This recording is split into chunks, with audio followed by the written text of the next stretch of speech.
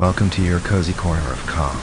Here, you'll find gentle stories and the soothing sound of rain, created to help you unwind, ease your thoughts, and drift peacefully into sleep. If this space brings you comfort, consider subscribing so you'll always have a quiet place to return to. Now, make yourself comfortable, close your eyes, and let tonight's story carry you gently into rest. Ensconced in bed reading his history textbook, Delphus McManus was startled when the phone rang. Looking at his bedroom's open door to confirm neither roommate saw him jump, he lowered the phone's volume and smiled, seeing the caller was longtime girlfriend, Zinnia McBee. "Greetings. Good looking," he said, putting a bookmark in the history text. "A thoroughly thrilling Thursday evening to you." "Hey, babe. What's up in McManusville?" "Just reading for a history test in the morning. Thanks for the study break." "What's afoot in the Zinnia patch?" "There's been a change regarding our date tomorrow." "Oh no, you're not standing me up, are you?" he exclaimed in an elevated tone. "Are you not coming home this weekend? Don't blow a bowel, big boy." "I'm still coming, just not alone." "Okay," he said slowly. "I'm bringing a new friend who's spending tomorrow night at my parents' place. She's meeting some folks coming into town Saturday morning, and she'll stay the rest of the weekend with them. So we just need to find her a date to join us tomorrow evening. I know it's short notice, and I'm real sorry about that. But she only confirmed a little while ago that she could join me tomorrow. Please help me, Delphus. I've already racked my brain, but I just can't think of any guys I know who are both available and suitable." "No problem. Don't fret, precious. So, what's her name? What's she like? How does she look? And what else do you want me to tell guys about her?" "Thanks, darling." Zinnia sounded relieved. "I really owe you one. And with all your friends, you shouldn't have any trouble finding somebody. Just tell them she's real sweet, a little reserved but pleasant, and a good student. But I'm texting you her picture now, which is all you'll need to show whoever you ask. Trust me, I don't think we've got anything to worry about, really." "Well, I'll try my best, but..." "Hello, bingo. We have a winner. We have a winner." His eyes widened, and his mouth opened slightly as he gazed at the picture of a strikingly attractive, full-figured blonde wearing the faintest hint of an alluringly subtle smile. "How about this?" he began again, pausing to avoid laughing. "I'm such a gallant Southern gentleman that your new friend can be my date, and you can ask whoever you want to be yours," he said before breaking into a loud guffaw. "Then we'll never date again, smartass. Now, please be serious about this, Delphus, because I can't just leave Gabby at home with Mom and Dad while we go to dinner and a movie. She doesn't know anyone there. When the locals take a gander at this gal, there'll sure be plenty of fellows who'd love to get to know her," Delphus pronounced. "Her name's Gabby Gabriella Graham, but she goes by Gabby," she answered. "Okay, I'll be sure and find somebody for her. And I agree this shouldn't be too difficult. If it is, then this town's men have definitely gotten a whole lot lighter in the loafers." "Oh, I got that. You're so witty. And super subtle." Zinnia sighed and rolled her eyes. "Now, not just anybody will do, Delphus. No offense, but none of your nice little nerdy buddies are going to cut it. Gabby'd eat 'em alive, and they'd love it. Especially the nerds," he replied. "I'm sure, but she wouldn't. Gabby can be a pretty tough chick. She lived in some foster homes before getting herself emancipated at 17, and she's been on her own ever since. She may be only 20, but she's already lived with a few guys. Now, don't you dare mention this to anyone, and if you do, I will never let you live it down. But she's a dancer at a strip club." "Wow, I'm awake now. Let's hook her up with someone from our Sunday school class." "Let's not. Now, she's nice, but she can have a pretty tough exterior. I've seen her put down a rude guy in a class discussion so bad, I thought he might cry. So find a gentleman, but not somebody easily intimidated or too insecure. And not some gauche redneck jerk or cocky stud. She needs a break from those. But no man bunned, sackless soy boy either. And no one who's going to get tongue-tied around a really hot chick. Capiche? You got you. This is shaping up to be a really special evening, our first double date. How'd you meet this gal? See her dancing at the club? 3, oh yeah, you're just a laugh riot tonight. Why don't you quit college and become a stand-up comic? That's right. I could be the opening act for Miss Gabriella Gray at this strip club, he retorted. Hey, which club is it in case she and I become friends and I just want to drop in some evening to say, oh, you're on a real roll, funny boy? It's the Gator's Tail. Man, that's the biggest one around. So how did you meet her? And is Gabriella Graham her stage name? How would I know, Delphus? It's how she introduced herself and what she goes by in class.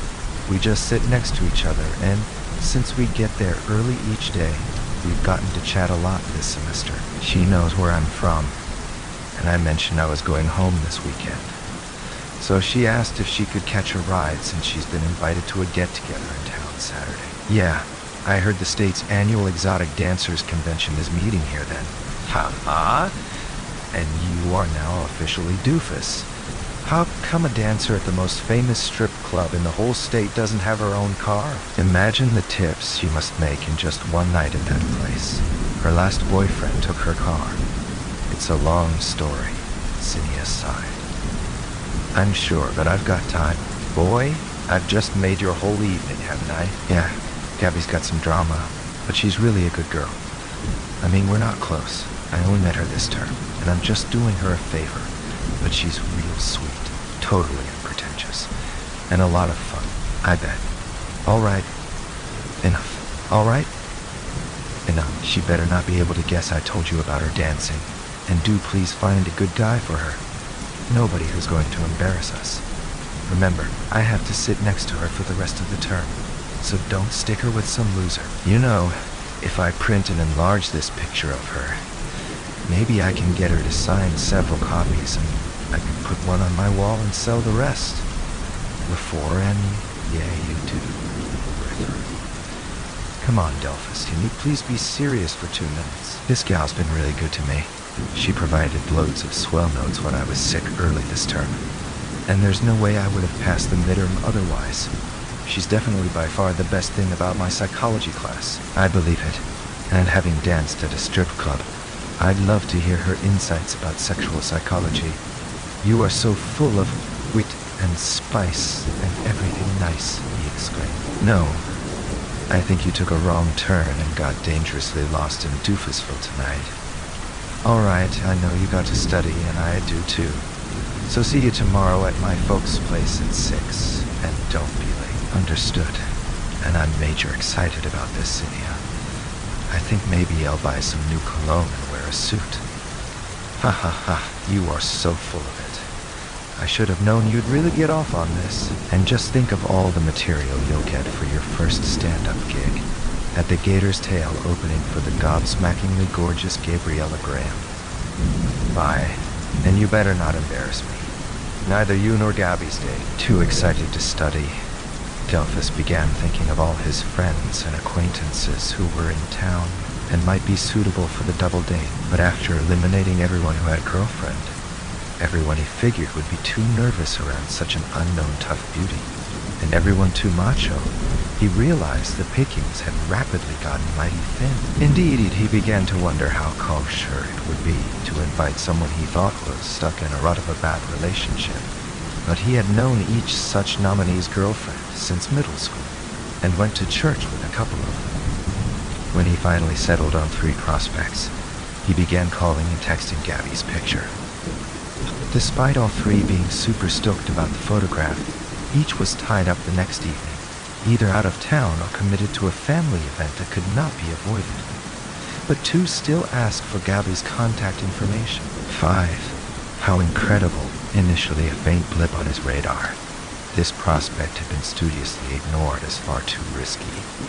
Definitely not too shy, nerdy, or insecure, but too much the opposite. Sappington Sappy Marmaduke had been a buddy of Delphus since kindergarten. While never close, they shared loads of elementary, middle, and high school classes, and had always gotten along. But Though generally the personification of laid back, Sappy could become reckless without warning. Like the time he was pulled over by police for driving 110 miles an hour on a stretch of local highway. Then there was another occasion involving Mr. McManus. On an October Friday night in 11th grade 4.5 years before, Delphus gave Sappy a ride home from a high school football game. While leisurely driving by the Dairy Queen where Mr. Marmaduke had just been fired, Sappy suddenly pulled out a slingshot, leaned out of the car, and fired a rock at the restaurant, shattering a large window.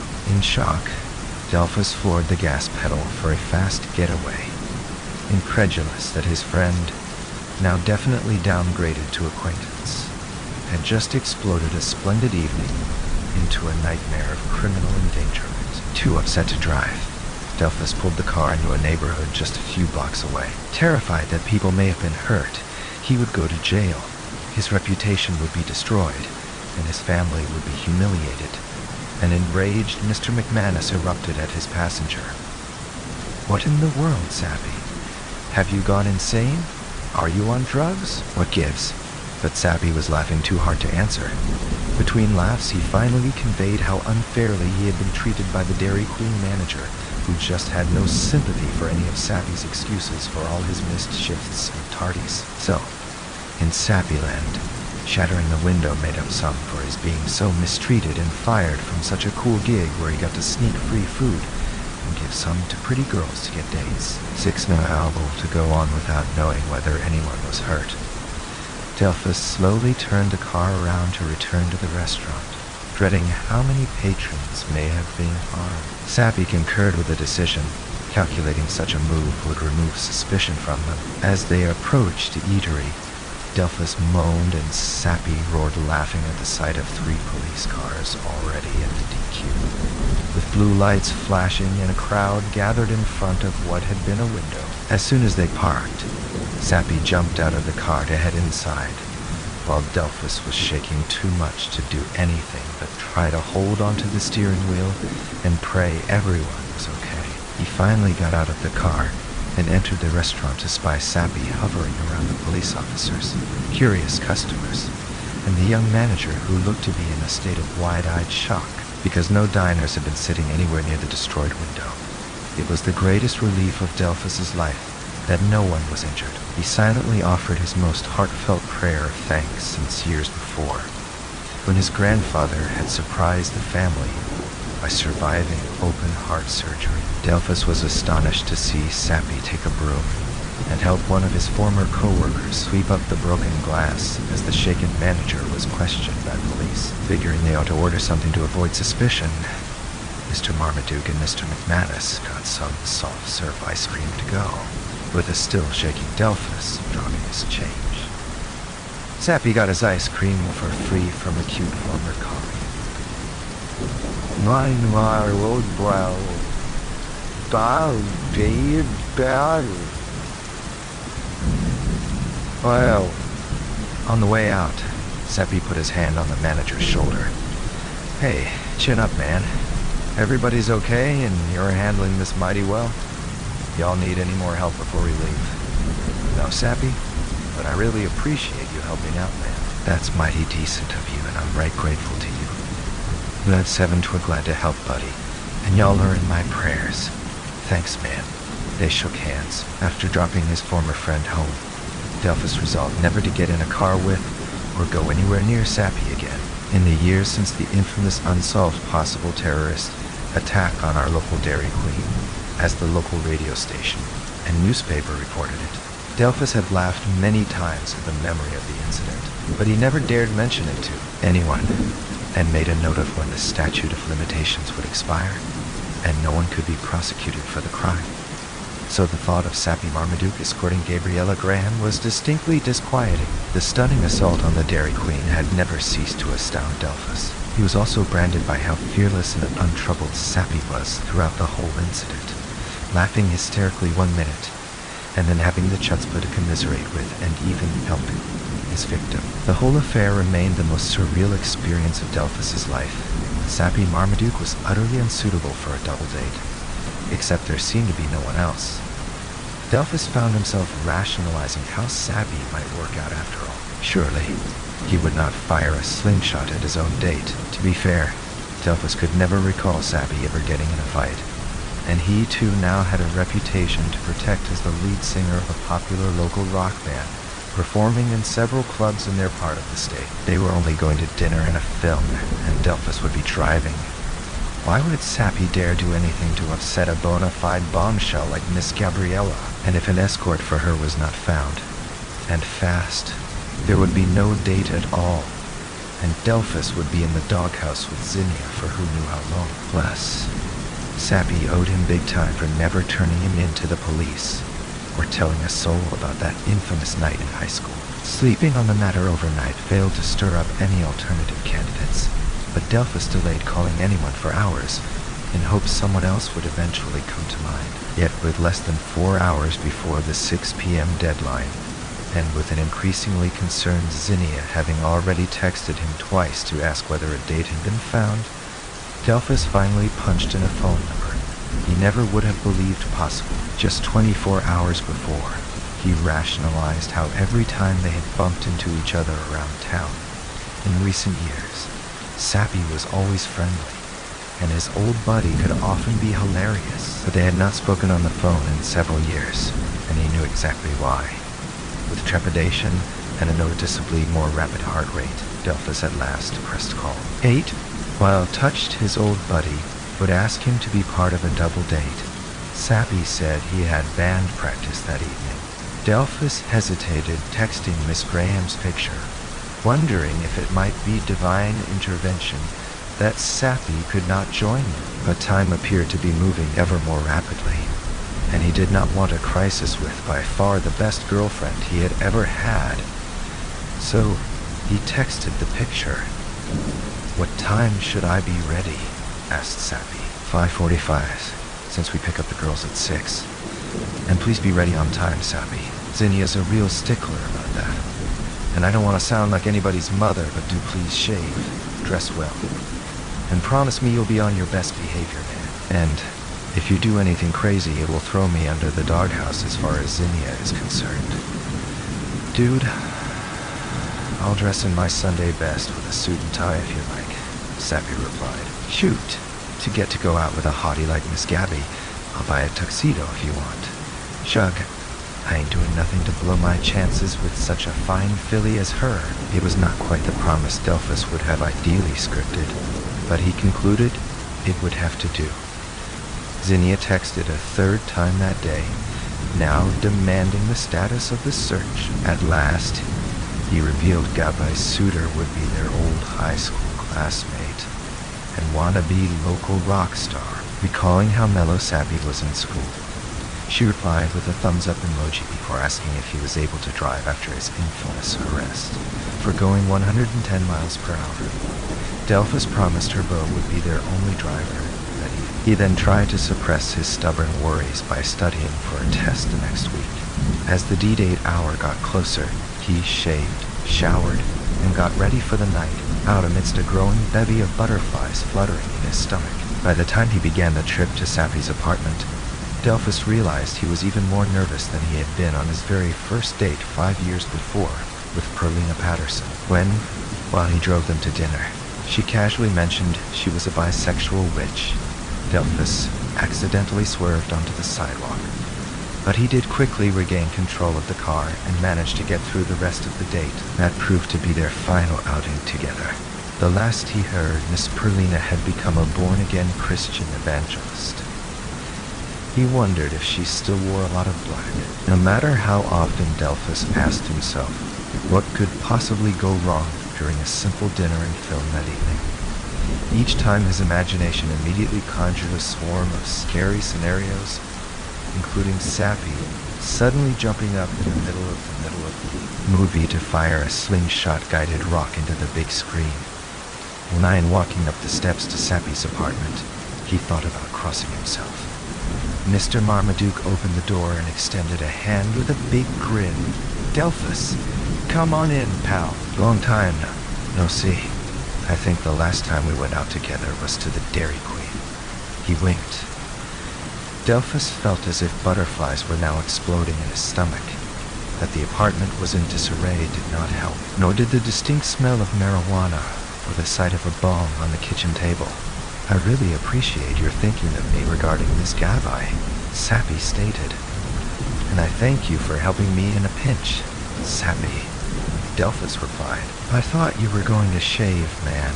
"Oh, right. Sorry. Let me bring a shaver for the road.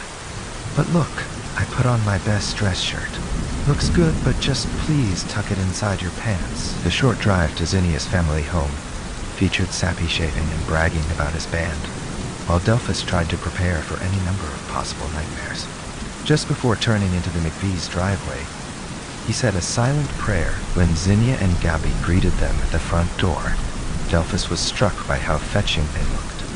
Perhaps because her friend was so striking, Zinnia wore more makeup than usual, as well as her favorite green dress. Gabriella Graham was voluptuously resplendent in a bright red dress with yellow flowers, black moccasin shoes with blue laces, and a hot pink beret perched atop twirling swirls of curly, thick blonde hair. "You didn't tell me you were setting me up with a model," Sappy exclaimed as Gabby grinned. Zinnia laughed nervously, and Delphus urged them to the car. Upon opening the front passenger door for Zinnia, he was relieved when Sappy opened the back door for Gabby. On the drive to the restaurant, Delphus and Zinnia guided the conversation to help Gabby and Sappy learn about each other.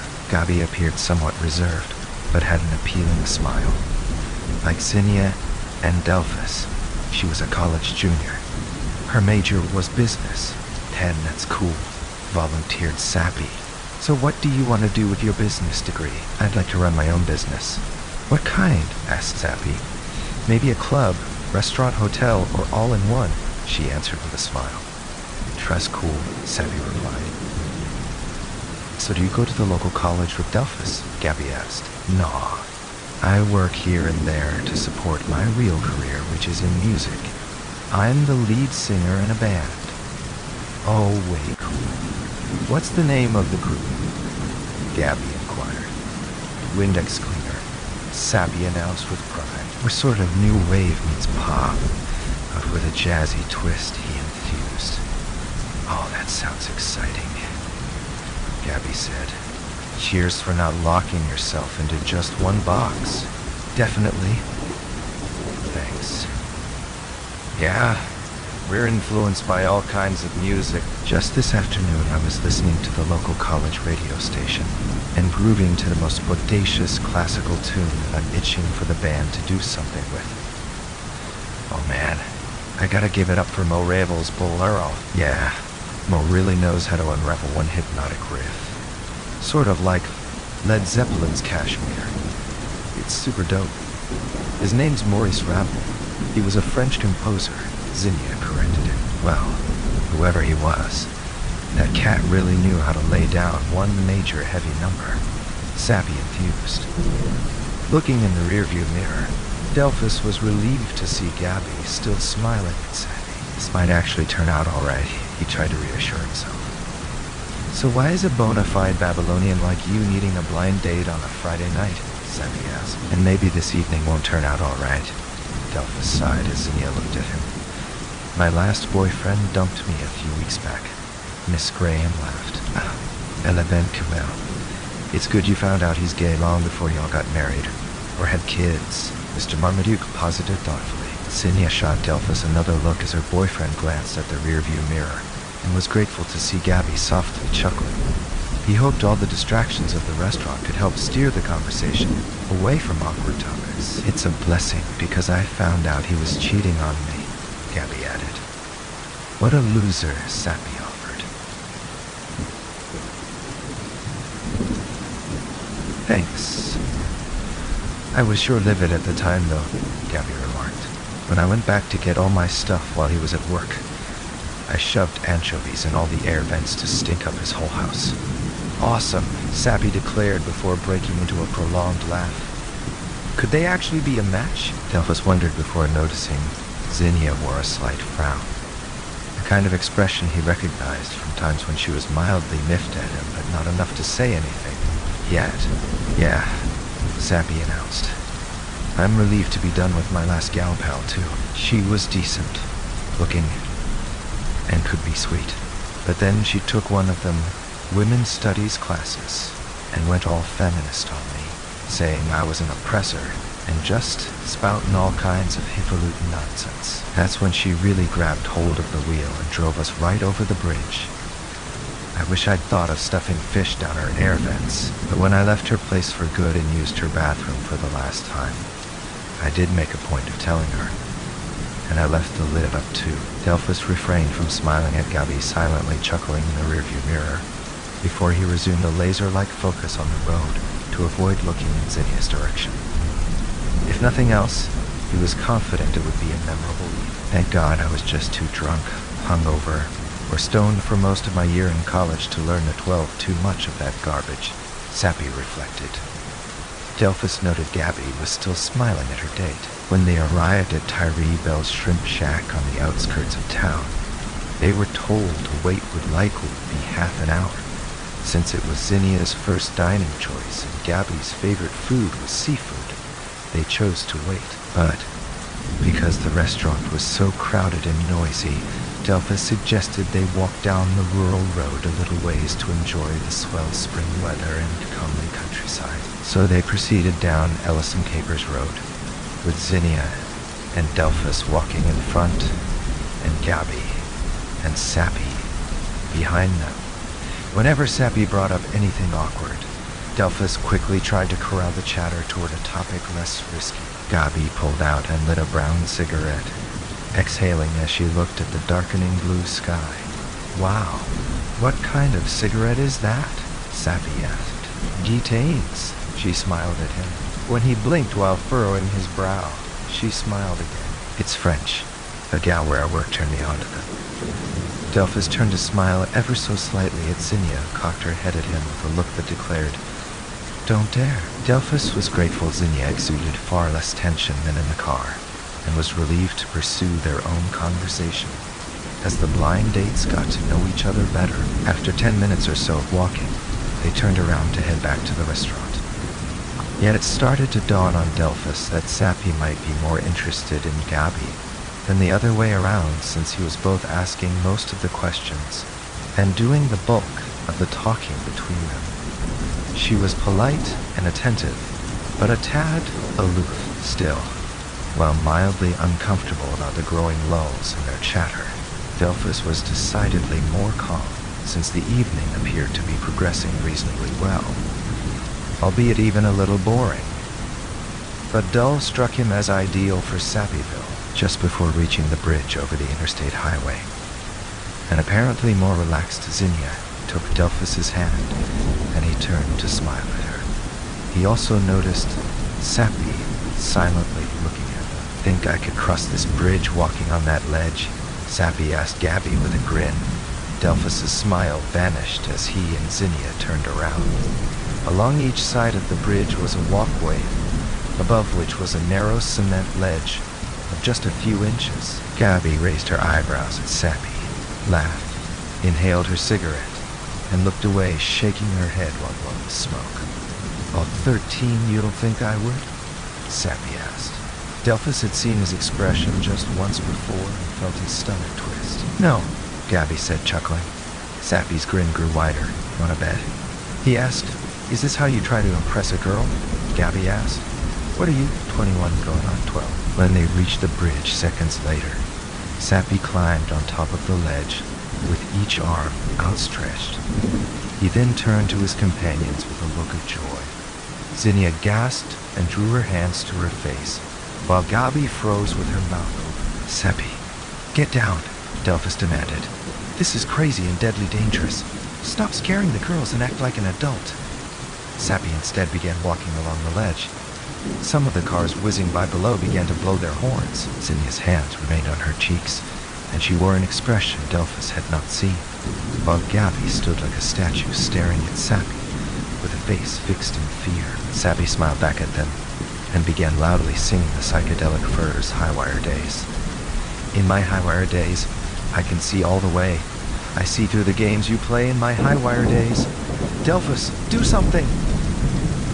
Zinnia shouted. Sensing his initial shock evolve into anger, Mr. McManus tried to take charge. Sappy, please. Come down from there. This is nuts. You're not impressing anybody, but you're sure scaring us all something terrible. It's not worth it. Nothing is. Nothing is. Now come down from there. But Sappy continued singing and dancing along the ledge, only more rapidly and with exaggerated arm and hand movements. More cars and the occasional Mack truck honked their horns below as the tightrope walker began flapping his arms like a bird and changed tunes to the closing chorus of an old Sir Elton John song. My high-flying bird. Before Teen Delphus, Zinnia and Gabby began walking again to catch up with Sappy's progress, but cars on either side of the bridge hesitated to cross. When Sappy stopped to flash another big smile at them, Zinnia unleashed a screaming rage her Bio had never seen. What kind of messed up macho moron are you? Stop this! You're terrifying everyone! Get down from there! Sappy grinned, and with a mock quizzical expression knelt and pointed toward the highway below. Cars slowly started to creep onto the bridge, but kept as far away from the drama as possible. Delphus! Zinnia yelled. For the first time in the ordeal, Mr. McManus took his eyes off Sappy to glance at the girls, and saw they had both turned white. He also felt his stomach turn again as he noticed each girl's dress blowing in the growing wind. Sappy, I'm begging you, Delphus pleaded, running toward him. Please get down. This is so stupid and completely unnecessary. You don't need to be some daredevil to impress anybody. Looking ahead again, Sappy continued along the ledge, but now sang Spinning Wheel by Blood, Sweat and Tears, joyfully moving in rhythm. What goes up must come down. Spinning Wheel. Got to go round. He then lifted his left leg and leaned his head and arm over the right side of the bridge. Zinnia gasped, and Gabby made a muffled sound. Delphus did not recognize. Sappy then began rapidly twirling both arms, as his whole body veered rightward over a chorus of cars blaring their horns below. Gabby screamed, and Zinnia grabbed Delphus's arm. He ran towards Sappy, desperately hoping he would take his outstretched hand. He then heard Gabby's scream morph into a sob as he reached the young man on the ledge. Sappy straightened himself up and looked back at them with an expression of euphoria. Please take my hand, buddy. Please. We can't take this. You're hurting everyone. Well, 15 Mr. Marmaduke winked at him and continued merrily on his way, albeit at a faster pace. He changed tunes again, now singing Counting Crows, Mrs. Potter's Lullaby, while I am an idiot walking a tightrope of fortune and fame. I am an acrobat swinging trapezes through circles of flame. If you've never stared off into the distance, then your life is a shame. And though I'll never forget your face, sometimes I can't remember my name. Just before reaching the end of the bridge, a still smiling Sappy turned around to face them again and offer a deep, exaggerated, formal bow. With that, he turned back around with a jump, came to the end of the ledge, and leaped onto the grass below. Some boys and girls of about 12 leaning out of a pair of passing cars burst into cheers and loud applause. Shut up! Zinnia shouted before running to a thoroughly satisfied Sappy. You should be ashamed of yourself! She pointed at him, her index finger inches from his face. I ought to slap your sorry ass silly. Zinnia, let's please not make it worse. Be grateful he's alive and unharmed. Delphus pleaded while pulling her away from Sappy as gently as he could. Grateful for scaring us out of our minds. Are you serious? Just what kind of a colossal ass did you bring? After several seconds of the four of them staring at each other, Delphus took Zinnia's hand and started back toward the restaurant. They resumed walking in pairs on the grass on the side of the road. Delphus patted Zinnia's hand and tried to walk faster. Each step away from the bridge seemed to bring a little more relief. I'm sorry, babe, he said to Zinnia. I'm so sorry. I had no idea anything like this could ever happen, but it's over, thank God. And let's just please move on now. I'll be glad to take y'all home if you like. Gabby, are you all right? He turned around to ask. Miss Graham's face was tear-stained. She did not answer, but finally looked at Delphus and nodded. Sappy walked alongside her. Oh, 16. I'm awful sorry for scaring you so, Miss Gabby, he said softly. I swear I didn't mean no harm. I was just trying to create a little excitement and fun when things were threatening to get boring. I reckoned you might get a kick of it. But it's all over, and I promise I won't ever do it again. Zinnia started to turn around to speak, but Delphus squeezed her hand and nodded his head forward. Gabby remained silent and took out another guitarness, but was shaking too much to light it. Sappy gently reached over to take the lighter and light the cigarette for her. The four of them walked the rest of the way in silence. Arriving at the eatery, Delphus asked the girls if they wanted to go home. Zinnia looked at her friend. We're here, Gabby said with a slight laugh. We've waited this long. You said it's the best seafood place around. Why not eat? Delphus looked at Zinnia, who said nothing, so he went inside to ask if their table was ready and came back to report it was. They slowly followed the hostess to the table and sat down. There was silence as they each perused the menu. But gradually conversation returned. First about the various entrees offered, then their favorite restaurants, school, clubs, Sappy's band, and everybody's favorite musical groups. By then their food arrived, and each diner's mood appeared to lift. Sappy insisted on sharing several of his shrimp with Gabby, who thanked him and let him try some of her crab.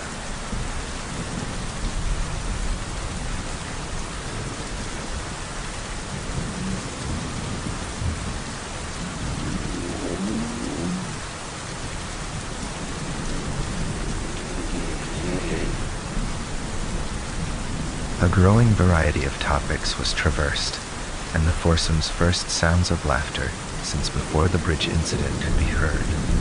The one subject never alluded to was what happened on the ledge. Throughout the dinner, Delphus was enormously relieved that Sappy had been more polite and charming than he could ever recall. It was as if the man on the bridge was the maniacal twin of this impeccably well-mannered and often witty gentleman seated across the table. When the bill came, Delphus and Sappy split it, and the former asked everyone if they still wanted to see the movie.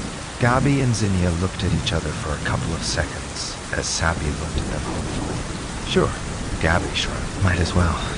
It's a comedy, right? We could probably use some laughs. A17 at the cinema, after Delphus and Sappy got the tickets. Sappy offered to get Gabby whatever refreshments she wanted, but she declined with thanks. When the couple sat down in the theater together, Delphus made sure Sappy and Zinnia sat on opposite ends. Though they had gotten along during the dinner, the verbal fireworks at the bridge remained prominent in his memory. Fortunately, the film was refreshingly funny, and they all laughed quite a bit. Periodically, Delphus leaned back to glance at Gabby seated next to him to try to gauge how she felt. She appeared to be caught up in the film and enjoying herself. Midway through the movie, he noticed Sappy and Gabby holding hands. Unimaginable, he thought. Truly surreal. Tempted to point this out to Zinnia, he finally thought better of it. But she had to see them holding hands while walking out of the theater. What a bizarre but positive turn of events, Delphus observed to himself. Sappy remained in full gentleman mode, opening the car door for Gabby. And on the drive back to Zinnia's home, Gabby talked more to her date, who listened eagerly. Indeed, Delphus realized they were now talking more than he and Zinnia. When they arrived at the McBee home and goodbyes were said, Delphus heard Gabby tell Sappy she had fun. He also heard them kiss. My, he marveled. Late the next morning, Delphus called Zinnia to make plans for the rest of the weekend and discuss the double date. He figured Gabby would have left by then, and Zinnia could speak freely. He also hoped a decent night's rest might have softened his girlfriend's anger about the bridge drama. Interesting date last night, he asked. Ah, that's the understatement of the year. How's Gabby? What all did she say about the evening? Not much. Daredevil boy called her not long after we got back. The next thing I knew, she packed her bag and he came back to pick her up. She said he was taking her out for dessert, and then they were going back to his place to listen to music, and she didn't want me to have to wait up for her. I haven't heard from her since. At 18, wow, Seppi sure seems to know his way straight to a gal's heart. Who knew the quickest route was on a ledge right over the interstate? What would you do if I walked over a bridge like that? Dump your ass in a New York minute? Like I said, I don't really know Gabby that well. We've just sat next to each other in a class, Zinnia said with a sigh. Key? Delphus replied. I guess we've discovered I have a new talent as a matchmaker. I wouldn't bet on it, Zinnia chuckled. Hey, would you like the four of us to double date again the next weekend you come home? You barely got out before giggling. Not particularly. I doubt it would be good for my blood pressure or yours, but maybe a little drama. A little? All right. Perhaps some substantial drama may be a good way to bring people closer and really jumpstart a relationship. Got your first stand-up gig lined up yet? You're sure building up a lot of material, Zinnia replied. Well, I'm just delighted Gabby and Sappy hit it off so well.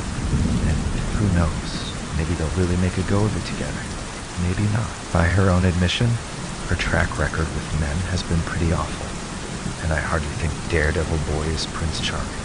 Well, whatever happens, I'll say this. I definitely think theirs will be a high-wire affair. Ha ha ha ha ha ha.